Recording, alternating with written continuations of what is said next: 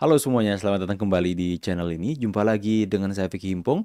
Bagaimana kabar kalian semuanya? Aku berharap teman-teman semua di rumah bersama keluarga tercinta selalu dalam keadaan yang sehat. Amin. Di video kali ini teman-teman, saya akan putarkan sebuah cuplikan video yang saya percaya kalian bakalan puas melihat videonya. Apa sih bang? Supaya kalian semua nggak lama-lama penasaran, kita bakal langsung lihat saja videonya seperti apa. Let's go teman-teman. Juga jangan menuduh saja. Kau ngambil panci-panci di mana? Itu bohong. Kau ngambil panci. Itu bang, itu udah ada. Kau ngambil panci. Kudet, Ya. kurang update. Kau ngambil panci-panci dua truk bawa ke rumah kamu di Jogja. Bapak-bapak, kita ingin diskusinya lebih mencerahkan. Ini bodoh banget ini. Orang ini kudet Mas banget. Roy, mohon Orang dijaga ini kudet kata-kata. banget. Ada bawa panci, Nggak ya ada kan? itu. Oke. Udah ada putusan pengadilan. Udah ada Mempermalukan putusan diri pengadilan kamu dan saya dan menang. keluarga kamu. Oke, baik, Bodoh tunggu banget dulu. ini. Oke. Kau yang Orang bodoh, ini bodoh. Bapak-bapak, oke. Nggak kondusif, saya harus jeda. Kami akan kembali sesaat lagi di Prime News. Bodoh, Mas. Tetap bersama Itu ada kami. putusan pengadilannya. Salfok sama captionnya terwakili perasaanku. Kamu bawa panci 2 trek di rumahmu. Langsung dibalas sama Roy Suryo. Kudet. Kudet. Aduh, lucu sekali melihat ya tingkah mereka ketika berdebat ya. Memang Pak Sylvester kalau dalam debat teman-teman ya seperti itu bawaannya ya. Memang ceplas-ceplos. Mungkin karena saking jengkel terhadap orang-orang yang terus-menerus melakukan tuduhan-tuduhan kepada Pak Jokowi. Seperti hidup ini teman-teman ya. Hidup mereka nggak bakalan tenang kalau nggak fitnah ke Pak Jokowi. Panci, maling panci. Aduh, lucu banget. Dan kemudian teman-teman saya akan ajak kalian dulu sebelum kita bahas lebih jauh untuk melihat video yang satu ini. Pak Jokowi bersedia. Siap. Itu the moment kita melapor, Itu kami nggak siap. akan sampai. Kenapa begitu? Ya karena Kau sudah bisa memprediksi. bukan karena momennya nggak ada. Jadi nanti harus diingat. Yang dibutuhkan oleh masyarakat itu adalah pembuktian ijazah itu ketika nanti ada ahli-ahli yang kemudian bisa mana. Ketika kasus di Polda Metro, Mas, itu harus dilihat. Itu tuduhannya adalah pencemaran nama baik atau fitnah. Nanti tiba-tiba sudah ada misalnya hasil dari Barreskrim itu mau dipakai misalnya, atau mau diulang itu bagus, harusnya diulang, ya itu. Tapi tiba-tiba kan sudah ada kesimpulan itu. Jadi nanti Dr. Resmond, saya, kemudian Dr. Tifa itu sudah tidak duduk lagi sebagai ahli, Jadi, tapi didudukan jadi tersangka atau terdakwa. oh maksudnya Anda sudah siap masuk nih ceritanya? Ini kalau lihat jalan ceritanya kan Kok bisa begitu. menduga Mas akan seperti itu? Loh kan mekanisme dalam pemeriksaan kan kayak gitu. Berarti nggak percaya pada mekanisme hukum kita? Bukan, itu justru karena percaya mekanisme hukum. Nantinya begitu. Kalau Sebentar kita bahas dulu. Ini menarik ini. Ya, jadi teman-teman semua yang bertanya-tanya hari ini, Bang, kapan sih mereka masuk ke penjara? Kapan sih mereka ditangkap? Kenapa mereka makin hari makin berisik lagi sekali dan mengirimkan serangan-serangan fitnahan lebih keji lagi kepada Pak Jokowi? Satu kata teman-teman. Ya karena mereka sudah meyakini bakal jadi tersangka. Mereka yakin bakal menjadi tersangka. Roy Suryo mengatakan bahwa ya mekanismenya kan seperti itu. Nanti ketika saya, Rismon dan Dr. Tifa sudah tidak sebagai ahli lagi. Sebagai apa dong? Sebagai tersangka. Jadi kalian yang tidak yakin mereka bakal menjadi tersangka, stop kalian ragu dan khawatir. Karena mereka sendiri, Roy Suryo CS ini yakin bakal masuk penjara, teman-teman.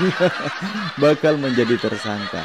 Jadi, kalian lihat di media hari ini soal bagaimana mereka yang semakin gencar melakukan live streaming, ya, investigasi ke KKN tempat Pak Jokowi, ke perpustakaan yang ada di Jogja, pergi ke rumah Pak Kasmujo, terakhir bertemu dengan Adi Wijayanto teman-teman untuk mencari kebenaran soal ijazah Pak Jokowi yang dibuat di Pasar Pramuka.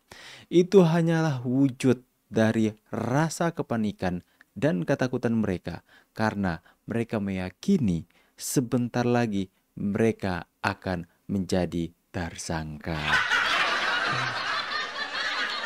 Mereka meyakini mekanisme akan berjalan seperti itu, teman-teman. Ya, memang karena mekanisme seperti itu. Ya, ketika mereka dilaporkan oleh Pak Jokowi, maka akan ada mekanisme hukum yang mereka harus jalani. Yang pertama yang sudah mereka lewati adalah di mana mereka sudah dimintai klarifikasi oleh pihak kepolisian. Di sini saya sudah catat beberapa poin-poin dan semoga ini bisa memberikan pemahaman agar supaya teman-teman semua sabar menanti prosesnya, karena prosesnya sedang berjalan teman-teman. Ya, jadi pada kesempatan kali ini saya akan menjelaskan mekanisme hukum pidana di Indonesia dari tahapan penyidikan sampai putusan pengadilan teman-teman, yang bisa digunakan untuk menjawab secara publik tentang tahapan hukum yang kemungkinan akan dilalui oleh Roy Suryo bersama Rismond, Tiva, dan rekan-rekan yang lainnya yang akan menjadi tersangka teman-teman. Nah, apabila laporan Presiden Jokowi terhadap mereka atas dugaan pencemaran nama baik dan fitnah benar-benar diproses secara hukum, maka tahapan pertama yang akan dilakukan oleh pihak kepolisian, yaitu laporan polisi ketika mendapatkan laporan polisi dari pihak Pak Jokowi, itu adalah yang pertama tahap pelaporan.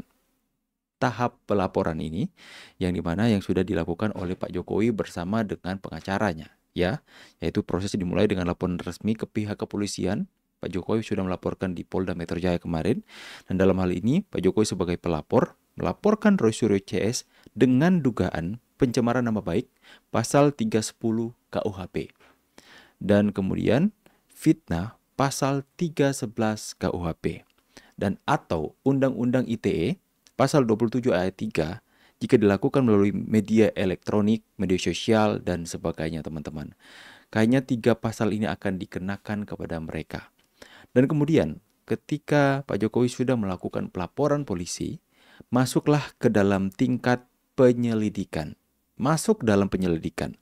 Nah, dalam proses penyelidikan ini, polisi akan melakukan klarifikasi awal terhadap laporan, mengumpulkan informasi awal, memanggil saksi pelapor dan saksi lainnya, menilai apakah ada unsur pidana. Jika dianggap cukup bukti peristiwa pidana, maka naik ke tahap penyidikan.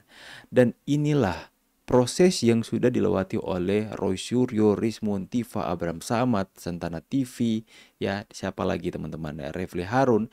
Mereka sudah dilakukan klarifikasi, dipanggil dan dimintai keterangan selama beberapa jam. Itu adalah proses awal penyelidikan yang dilakukan oleh Polda Metro Jaya menindaklanjuti laporan dari Pak Jokowi. Dan di situ mereka itu memanggil saksi, mengumpulkan bukti, dan akan melakukan penilaian apakah ada unsur-unsur yang akan menjurus kepada hukum pidana. Dan itulah yang dilakukan oleh Polda Metro Jaya dan sampai hari ini masih berproses. Yang saya kutip dari Sindo News kalau nggak salah teman-teman, proses Polda Metro Jaya masih terus berlangsung untuk mengumpulkan bukti-bukti, melakukan klarifikasi, verifikasi, pencocokan bukti, dan mungkin kemarin itu dari pihak Polda Metro Jaya kalau nggak salah teman-teman, itu pergi ke SMA 6 yang ada di Surakarta dan juga di UGM untuk meminta klarifikasi dan melakukan pencocokan data-data dan bukti apakah memang di sana mengandung unsur pidana ketika apa yang benar sudah dilakukan oleh Pak Jokowi dalam melaporkan mereka dengan tuduhan dan bukti-bukti berupa video-video berupa digital teman-teman, video digital ya. Itu sudah dilakukan. Nah, sekarang masyarakat lagi menunggu soal proses penyidikan yang adalah proses selanjutnya dari penyelidikan. Ya, penyelidikan sudah dilalui, mereka yang dilaporkan sudah diminta-minta keterangan, sudah dimintai kesaksian mereka, dan yang kita tunggu-tunggu adalah proses penyidikan. Ya, jadi proses penyidikan ini adalah tahap yang bertujuan mencari dan mengumpulkan bukti, pemeriksaan saksi-saksi, pemeriksaan ahli, misalnya ahli bahasa atau ahli pidana, ahli ITE, dan kemudian pemeriksaan terlapor seperti Roy Suryo CS teman-teman, penyitaan barang bukti, video unggahan media sosial dan sebagainya. Dan jika dianggap cukup alat bukti, minimal 2 alat bukti. Nah ini teman-teman ya, perlu ketahui ya.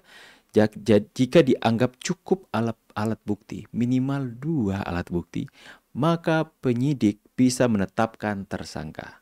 Itu jadi proses yang pertama adalah laporan polisi yang dilakukan oleh Pak Jokowi. Kedua, proses penyelidikan. Yang ketiga adalah proses penyidikan untuk mengumpulkan bukti, mengumpulkan data, saksi untuk bisa menetapkan tersangka. Dan proses yang keempat adalah penetapan tersangka, teman-teman.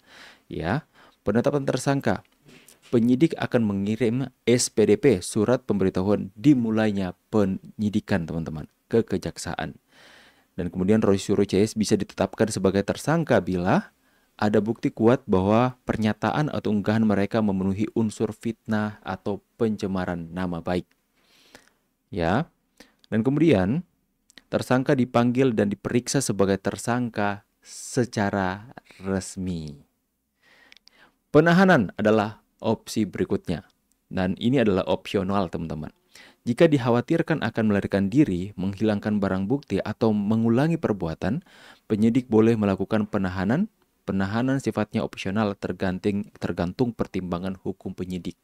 Dan saya berasumsi bahwa kemungkinan besar dari pihak Polda Metro Jaya akan melakukan penahanan.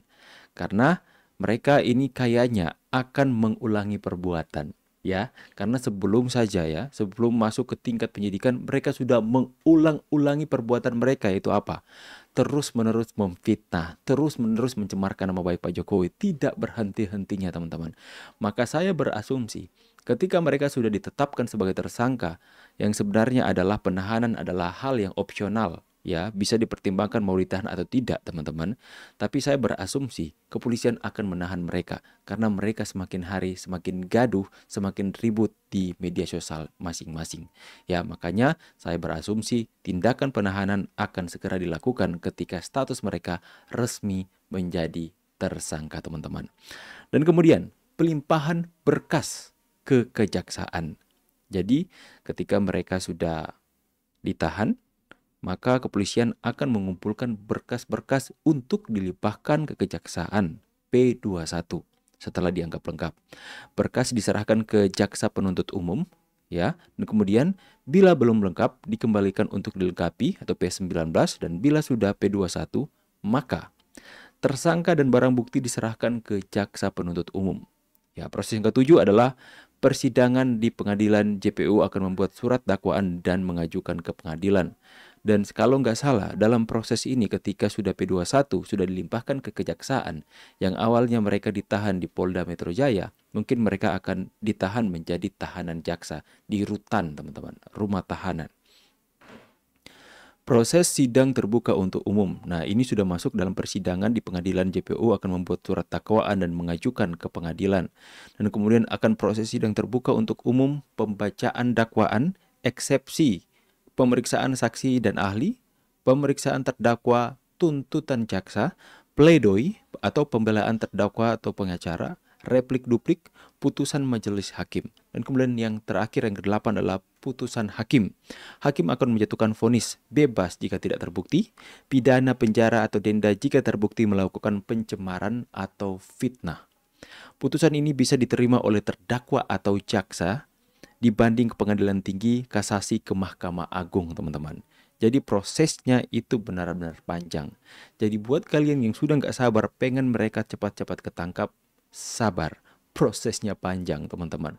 Tapi mungkin yang kalian inginkan adalah mereka segera ditahan oleh pihak Polda Metro Jaya ketika sudah menjadi tersangka, agar supaya mereka tidak terus-menerus melakukan tindakan-tindakan pencemaran nama baik kepada Pak Jokowi. Saya percaya itu yang kalian inginkan, teman-teman. Lepas dari semua proses yang panjang, setidaknya isu tentang ijazah palsu yang dituduhkan tidak terus-menerus mereka bangun, mereka giring, ya, sehingga membuat masyarakat terpecah belah. Dan kemudian karena presiden adalah kepala negara, laporan beliau akan ditangani, ya, secara serius dan cermat. Bila dilakukan secara berulang atau terorganisir, bisa dikenakan pemberatan hukuman, teman-teman. Bila menggunakan media sosial atau platform publik, maka berlaku juga Undang-Undang ITE yang memiliki sanksi pidana hingga 6 tahun penjara atau denda hingga 1 miliar rupiah. Dan kemudian, laporan Presiden Joko Widodo terhadap Roy Suryo dan kawan-kawan saat ini sedang dalam proses hukum. Sejak pelaporan hingga kepolisian akan menindaklanjuti melalui tahap penyelidikan dan penyidikan. Bila cukup bukti, mereka dapat ditetapkan sebagai tersangka dan menjalani proses persidangan di pengadilan. Seluruh proses akan berjalan sesuai pidana yang berlaku di Indonesia, termasuk pasal-pasal terkait fitnah dan pencemaran nama baik di KUHP maupun Undang-Undang ITE. Masyarakat dihimbau untuk menghormati proses hukum dan tidak berspekulasi di luar fakta. Itulah teman-teman ya, mekanisme yang akan mereka jalani dalam hari-hari ke depan teman-teman. Tapi dalam hal ini mereka masih dalam tahap penyelidikan, belum ada pernyataan resmi dari pihak Polda Metro Jaya untuk menaikkan status ini, tapi sepertinya sedang menuju ke sana. Dan ketika mereka sudah masuk ke dalam status penyidikan, saya percaya bukti-bukti yang sudah ada sudah benar-benar terkumpul. Dan mereka sudah tidak perlu mencari bukti lagi karena mungkin sekalian mereka sudah sedang mengumpulkan bukti-bukti.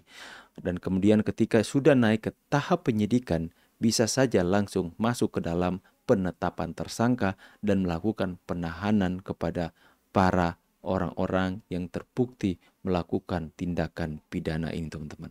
Saya berharap ini bisa memberikan tambahan wawasan kalian tentang bagaimana mekanisme hukum di Republik Indonesia ini ketika seorang dilaporkan, ketika seorang melakukan tindakan pidana.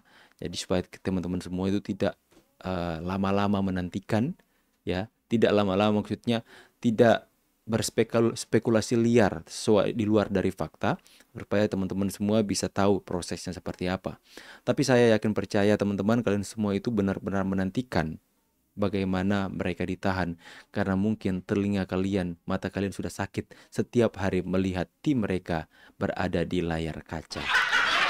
Oke teman-teman semua ya, saya berharap ini bisa mengedukasi, menambah wawasan. Saya Vicky Mum pamit dulu. See you guys on the next video and God bless. Bye guys.